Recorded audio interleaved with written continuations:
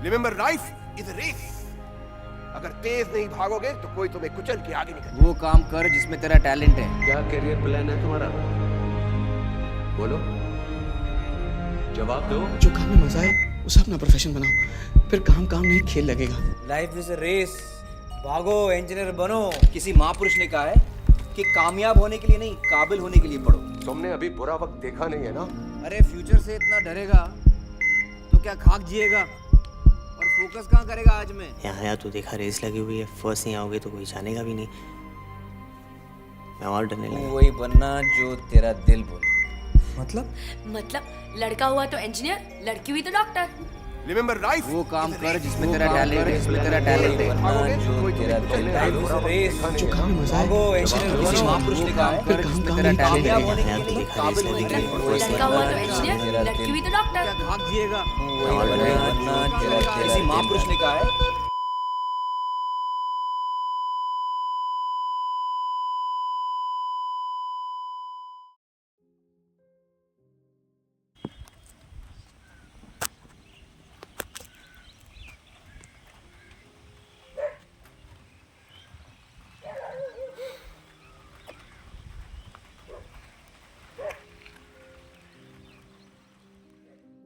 मुझे लगता है जो सिचुएशन मैं फेस कर रहा हूँ वो सिचुएशन आपने भी कभी ना कभी फेस करी होगी या फिर करोगे। हम सबकी लाइफ में एक ऐसा पॉइंट तो आता ही है जहाँ पे हम अपने आप को बिल्कुल अकेला फील करते हैं। इस भागदौड़ वाली ज़िंदगी में हम कभी ना कभी ये रियलाइज़ तो करते ही हैं कि what actually I want to do in my life. क्या जो मैं कर रहा हूँ या कर रही हूँ, क्या सच में मुझे वही करना है?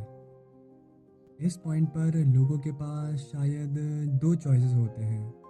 या तो वो वही करते रहें जो सभी कर रहे हैं क्योंकि उन्हें बचपन से वही कहा गया है, और या तो ये कहें कि बचपन से उन्होंने यही देखा है। 12th करो, ग्रेजुएशन कंप्लीट करो, जॉब करो, अच्छे खासे पैसे कमाओ, शादी करो और बच्चे, फिर कहानी ख़त्म।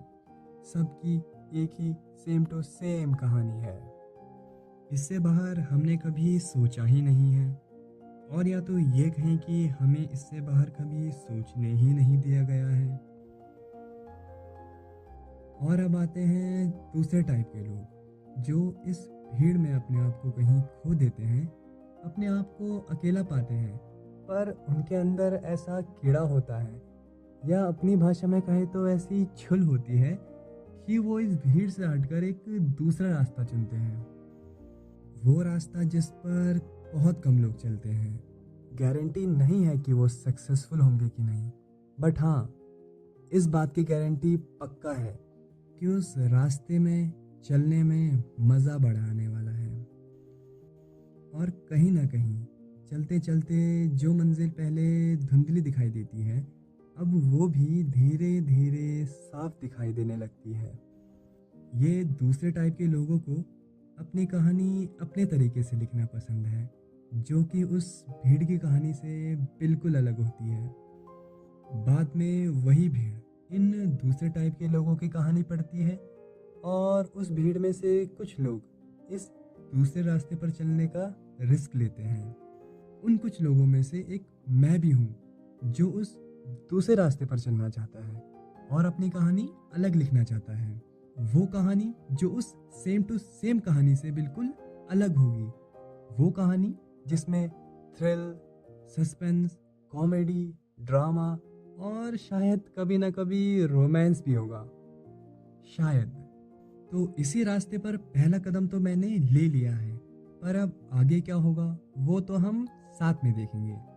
इस एक साल में मुझे उस भीड़ से अलग चलना है, वो भीड़ जो मुझे बार बार अपनी तरफ खींच रही है और खींचती रहेगी। कभी ना कभी वो क्या कहते हैं, हाँ, सेल्फ डाउट, वो तो बहुत होता है। दिमाग में अलग अलग थॉट्स आते हैं, जैसे कि क्या मुझसे हो पाएगा, क्या ये एक साल बर्बाद तो नहीं जाएगा, तुझ में ऐसा क्या स्पेशल है जो दूसरों में नहीं है। इन्हीं थॉट से लड़ते लड़ते कभी ढंग से सो नहीं पाता हूँ, कभी ढंग से खा नहीं पाता हूँ, और कभी कभी तो उस भीड़ में वापस जाने का भी मन करता है, जो मुझे अपनी तरफ खींचती रहती है। ये सब सोचता हूँ तो एक कोट याद आ जाता है।